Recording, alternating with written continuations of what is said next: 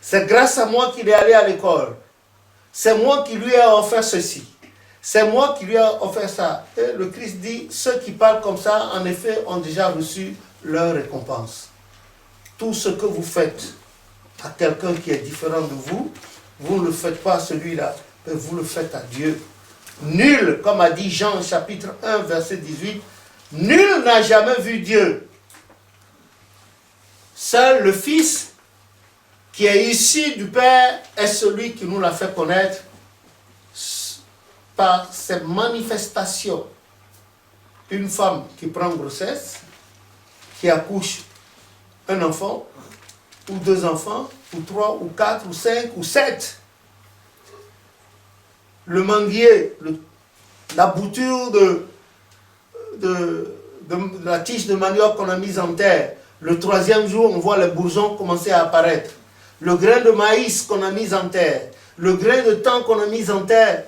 Peu de temps après, on voit, ça commence par germer jusqu'à devenir un arbre qui porte des fruits. Et lui aussi, à son tour, quand on jette, on prend les noyaux de ces fruits qui donnent d'autres fruits, etc. Voilà par exemple une des manifestations du Seigneur. Le soleil qui se lève à l'est, pas à l'ouest. Le soleil se lève à l'est, comme a dit le psaume 19, la lune, les étoiles. Et selon les géographes, on nous dit que le soleil, le disque solaire, est 1 milliard de fois plus grand que la Terre, si je ne me trompe pas. Et il ne tombe jamais. Et il ne tombera pas.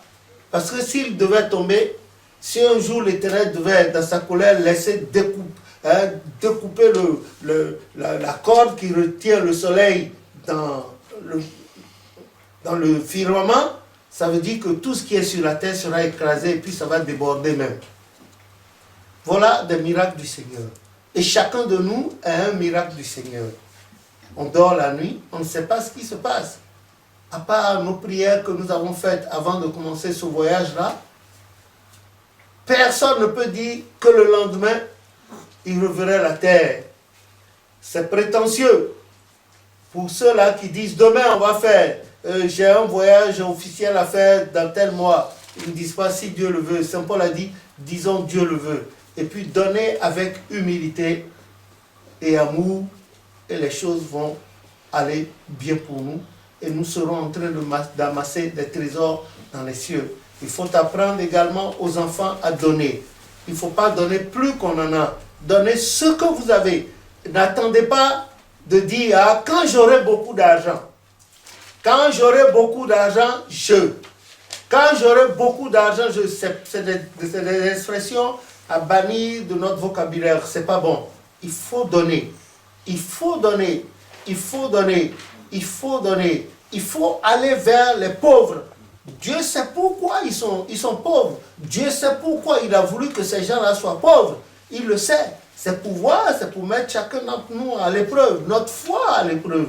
Et il faut que nous demandions la foi également. Aucun don du Seigneur ne peut être acheté par l'argent. Aucun. Je ne vois aucune fortune acheter la vision, la prophétie, le songe. C'est vrai que quand on retourne à la Bible, on voit les hommes de Balaam et de Balak. Balak a promis assez d'argent à Balaam, le grand visionnaire, pour pouvoir maudire le peuple d'Israël. Et nous avons vu la scène de l'âne. Quand il s'est décidé finalement à partir, il ne savait pas, lui le grand visionnaire, n'avait pas les yeux de l'esprit ouverts, tandis que l'ange était au milieu, se tenait au milieu de la route, avec une épée en main. Dieu a ouvert les yeux de l'âne, la bête, et elle a dévié. Elle est entrée dans les champs. Son maître Balaam a commencé par lui donner des coups de fouet. Et Dieu lui a permis de parler à un animal, de parler à son maître. Elle a dit, mais pourquoi est-ce que tu me frappes? Il dit, oui, mais tu m'emmènes dans la route. L'animal de lui répond, mais depuis, voilà, longtemps que je te porte, c'est ce que je t'ai jamais fait. Il faut être Dieu pour le faire. Que son nom soit béni. Voilà. Et vous avez vu, sur le chemin du retour, quand le peuple choisi par Dieu rentrait vers la terre promise, la descendance de Balaam, tout ça là, ça a été broyé sur le chemin. Vous donnez et vous ne vous attendez à rien en retour. Donnez avec amour. L'Éternel Dieu qui vous a créé saura vous le revaloir quand il faut, à un temps bien précis, qui saura vous profiter ou bien profiter à votre maison et à votre descendance. Voilà ce que nous devons faire. Nous tous, en mangeant, pensons à ceux qui n'en ont pas. En nous couchant dans des chambres réchauffées, pensons à ceux, aux SDF, qui dorment sur la bouche d'aération ou qui sont dans des coins mitouflés avec le froid. Cherchez toujours à faire du bien. Cherchez à aller donner à manger à ces gens-là. Et dans tout cela, apprenez à ne plus gaspiller de la nourriture. Commencez. Et apprenez-le à vos enfants également autour de vous, par vous servir un peu, vous mangez. Si ça ne vous suffit pas, vous vous servez encore de nouveau, vous servez jusqu'à atteindre la capacité vitale de votre estomac.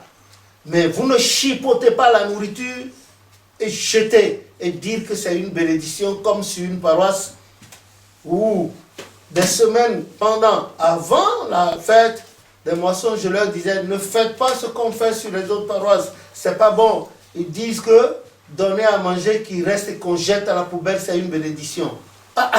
Depuis quand cela peut-il être une bénédiction? Si le Christ même, celui que, quand les temps de Dieu ont été accomplis, celui-là, qui a répondu à la voix du Père 3 fois saint dans Ésaïe 6, 8, quand le Père a dit, qui enverrai-je? Il a dit, me voici Père, envoie-moi. Tandis que les catégories d'anges n'avaient pas pu lever la tête. Lui, il a dit, Père, envoie-moi. Automatiquement, il s'est dépouillé de sa gloire céleste. Il est né d'une femme dans une bergerie. Il s'est présenté comme un serviteur normal, puis comme un homme. Il était né au moment de la loi. Il nous a délivrés de l'esclavage, ce qu'on appelle le rachat. Puis, il nous a soumis à l'adoption. Il nous a amenés à l'adoption. Et nous sommes devenus des fils de Dieu. Et son Père, comme disait Galates 4, a envoyé l'esprit de son Fils en nous. L'esprit qui n'arrête pas de dire Abba, Abba, Abba, Père. Et puis voilà le trône. Et il fait aussi de nous des héritiers du trône par la grâce de Dieu. On dit les Saintes Écritures. Lui, Jésus, quand il est venu, il a donné à manger à des milliers de personnes. Et le reste du pain, il a fait ramasser. Il y avait tantôt 7 paniers, tantôt 5 paniers, 12 paniers. Il a ramassé. On n'a pas jeté. Pourquoi est-ce qu'il a dit de ramasser? Ils étaient quelque part où il n'y avait pas à manger. Pas du tout. Les apôtres même disaient, si on achetait même pour des milliers de deniers de pain, que ça ne pourrait pas suffire à ces gens. Et quelqu'un dit, non, ici, il y a 5 pains et 2 morceaux de poisson. Il a fait asseoir les gens, ils ont mangé. Et tout le monde était rassasié après qu'il eut rendu grâce à Dieu. Et le reste, on a ramassé, on n'a pas jeté. Ne faites pas comme ceux-là, là, qui ne donnent pas cette éducation à leur maison. On chipote la nourriture et puis on jette. Tandis que dans la rue, les gens se battent pour manger même. Dans les poubelles, les gens se battent des coups de poing. Je me rappelle bien un jour, à l'espace Saint-Martin,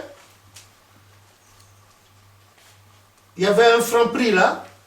Et moi, j'attendais quand ils ont sorti les poubelles. Et les gens se sont jetés sur les poubelles, rués sur les poubelles en train de chercher. Il y avait une vieille là aussi. Elle a trouvé, je crois, des pamplemousses. Elle a couvert de son corps un certain nombre. Les gens n'avaient pas hésité à lui donner des coups de poing, des coups de pied. Et moi, révolté, je partais à... Elle m'a tiré, elle m'a dit non. C'est vrai, ça fait mal au cœur, mais ils ont la même couleur. Si toi tu vas là-bas maintenant, on va te dire en quoi ça t'intéresse. on te le dira. Excusez-moi, je fais une petite parenthèse. J'étais dans une ligne là, de bus, et il y avait une femme dans le bus qui avait un nouveau-né là, et une autre petite fille de 2 ans, 2 ou 3 ans à côté. Ce sont nos frères de l'Est. Elle fumait dans le bus, parce qu'on n'était pas nombreux, elle fumait, et a passé la cigarette au bébé de 2 ou 3 ans. Au moment de descendre, elle est descendue, elle se retourne en mettant la main. Elle tend la main, mais tu dois lui donner quelque chose. Je vous assure, si vous saviez ce qui s'est passé dans mon cœur, le cœur du noir que j'étais, je l'ai regardé et puis j'ai dit quoi? Tu as eu de l'argent, tu as acheté la cigarette, tu as donné au bébé. Et tu me demandes moi de l'argent? Je n'ai pas fini, elle me dit quoi? C'est ton enfant? Et puis elle me fait ça. J'ai rengainé, j'ai rien dit. Il faut donner. Il y a plusieurs exemples. Et je suis sûr que vous avez vécu des expériences que vous allez partager avec nous tout à l'heure. Quand je vais vous passer la prière, la parole. Il faut donner, ne pas attendre quoi que ce soit en retour. Au contraire, il faut être content d'avoir donné. Et ce que vous donnez, il faut que ce soit de la bonne qualité. Donnez en pensant au vôtre. Il ne faut pas donner que les enfants restent à jeun à la maison. Partagez, donnez une autre partie. Nous avons des expériences. Vous en avez autant, sinon plus que moi d'ailleurs.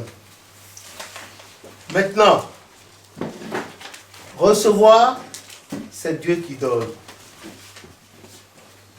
Recevoir, c'est Dieu qui donne. Il ne faut pas donner et attendre de recevoir.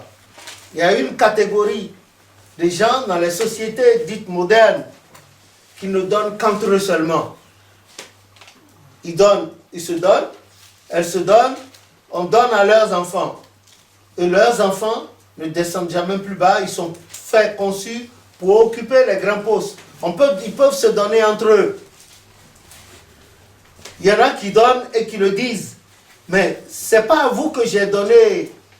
Oui, il y a de ces catégories, même parmi nous au niveau de l'église. Il y en a. Que le nom de l'Éternel soit béni. Amen. Maintenant, je vais vous passer la parole, en commençant par Papa Bagidi, ensuite la maman de la paroisse, et puis vous allez prendre la parole pour le donner et le recevoir. Je n'ai pas beaucoup d'arguments en attendant, peut-être qu'en parlant, les uns vont ouvrir mon intelligence et on va participer. Que le nom de l'Éternel soit béni. Amen. Papa Bagidi, tu as la parole. Donc, c'est du don qu'il s'agit. Donc, je peux dire, c'est que déjà la création du monde, c'est un don de Dieu. Un don. Pourquoi a-t-il créé le monde? C'est par amour, dit-on, qu'il a créé le monde. Donc c'est vrai qu'à la base du don, il y a l'amour. Hein, cela est essentiel. Et pourquoi il nous incite donc à donner aussi? C'est pour que nous apprenions aussi à nous rappeler qu'il y a une part divine en nous. Hein, c'est pour nous rappeler cette part divine en nous, c'est que en donnant, nous limitons. Mais le véritable don, comme on l'a dit, ce n'est pas un don de calcul. C'est un don gratuit, c'est un don désintéressé. Donc, dans la notion de don, il y a le désintéressement. Le désintéressement total. Donc, et d'autant plus quand on donne à Dieu, puisque on ne commerce pas avec Dieu. On ne vient pas donner à Dieu en attendant quelque chose en retour. Cela crée beaucoup de déceptions dans l'Église aussi, parce que d'aucuns pensent, et c'est ce qu'on apprend aux gens, que plus on donne, quand on donne, on reçoit. Mais si on donne dans l'intention de recevoir, ce n'est plus un don. Donc le don doit être marqué par désintéressement là. Maintenant, ce qui est de recevoir, oui, il faut savoir recevoir, mais recevoir, c'est aussi reconnaître que quelque chose nous a été donné. Puisque bon nombre de personnes, quand ils reçoivent, pensent que c'est par leur propre effort, souvent. Hein? Celui qui vient et qui sort premier à un examen, des fois c'est un don, mais est-ce qu'il reconnaît que c'est un don? Donc, savoir recevoir, c'est savoir reconnaître aussi que quelque chose a été donné. Voilà ce que je peux dire. Donner du recevoir. Oui, la maman? Oui, je dirais donner est une loi spirituelle. Il y a plus de bonheur à donner qu'à recevoir. Donner sans rien attendre en retour. Quand on donne, il ne faut pas attendre en disant oui, j'ai donné, maintenant moi je suis dans le besoin, ne me donne pas et ça et ça. Non. Quand on donne, on ne regarde plus derrière. Et je crois que l'amour est la base de tout. L'amour, c'est ce qui nous permet de donner juste pour le plaisir de donner. La Bible encourage à donner de bon cœur. Proverbe 11, verset 25. Nous avons aussi Luc 6, verset 38. On ne donne pas dans le but d'être remarqué, comme disait papa tout à l'heure. Quand on donne discrètement. On n'a pas besoin de le crier à haute voix pour dire que voilà, je m'en vais donner ou bien je vais aider un tel ou un tel. Plus de bonheur à donner que de recevoir. Acte 20, verset 35. Dieu aime celui qui donne avec joie. 2 Corinthiens 9, verset 7. En gros, c'est ce que je peux dire.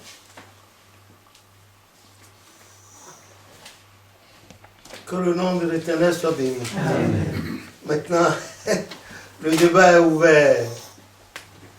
Le donner et le recevoir. Comment est-ce que nous l'entendons? Parce que nous, on a déjà vu les devanciers offrir des instruments à la chorale pour prétendre à de grands postes dans le comité paroissial ou bien pour être quelque chose dans le comité.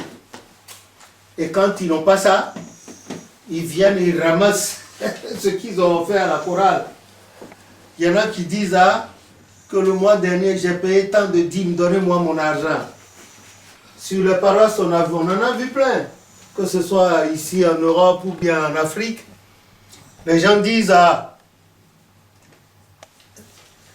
moi je suis un grand donateur, je suis le plus grand donateur de l'église en France. Il y a un de vos devanciers qui a dit ça devant le chef. Il dit oui, que lui il achète des bougies à des prix exorbitants, il est le plus grand donateur. Et à ce titre, on devrait le respecter. Il y en a qui disent que oui, quand ils payent la quête de telle année à telle année, ils ont payé tant de quêtes, bon, ça leur fait tant, il faut qu'eux, ils quittent la paroisse, que la paroisse leur donne leur argent. Voilà, on entend ce genre de langage, et puis dans les milieux sociaux également, on entend beaucoup de personnes, et non des moindres, tenir de tels propos. C'est des propos qui ne devraient point sortir de nos bouches. Comme a dit Papa Gbeguidi tout à l'heure, il a dit que tout est grâce. Tout est un don de Dieu. Donné par amour aussi, c'est une grâce de Dieu. Voilà. Que le nom de l'Éternel soit béni. Amen. Maintenant, la balle est à vous, la parole est à vous. Que le nom de l'Éternel soit béni. Amen. On vous écoute. Oui.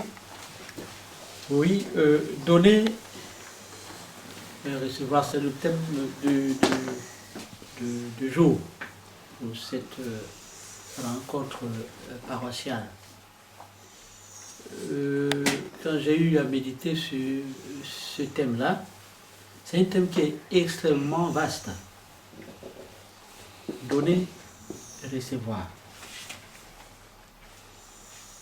Puisque nous savons que Dieu est à la base de tout. Comme le disait tantôt notre papa Makedi, nous, c'est Dieu qui a tout créé. Il nous donne son soleil, il donne son souffle de vie, il nous donne un corps, et ce corps-là, il a façonné d'une certaine façon, il le fait fonctionner aussi d'une certaine façon. Mais c'est Dieu également qui nous enseigne dans ses saintes écritures que nul ne vive pour soi. Et que nous ne devons pas seulement tenir compte de nos intérêts à nous, que nous devons faire aussi cas de l'intérêt général. Aussi donc, si nous pouvons partir de ces éléments-là, nous voyons que l'homme est appelé à donner. Tout être humain est appelé à donner. Qu'on soit père, qu'on soit mère, qu'on soit enfant, nous sommes appelés à donner. Mais comme l'a dit aussi tantôt notre papa Lévy, comment donner? Le Seigneur Jésus-Christ nous a donné un enseignement capital là-dessus, où il dit que quand nous donnons, il ne faudrait pas que la main gauche sache ce que la main droite fait. D'où ce qui nous interpelle à ce que nous devons être discrets dans ce que nous faisons. Donc nous devons donner avec discrétion, sans tambouriner, sans que les autres soient au courant de ce que nous faisons, si nous voulons que cela soit aimé par notre Père qui vit dans le secret et que cela puisse nous être bénéfique. D'où il y a plusieurs façons de donner. On peut donner des choses matérielles, palpables. Si on a des frères ou bien des sœurs, si nous rencontrons notre prochain et que nous voyons que notre prochain est dans le besoin, en tant que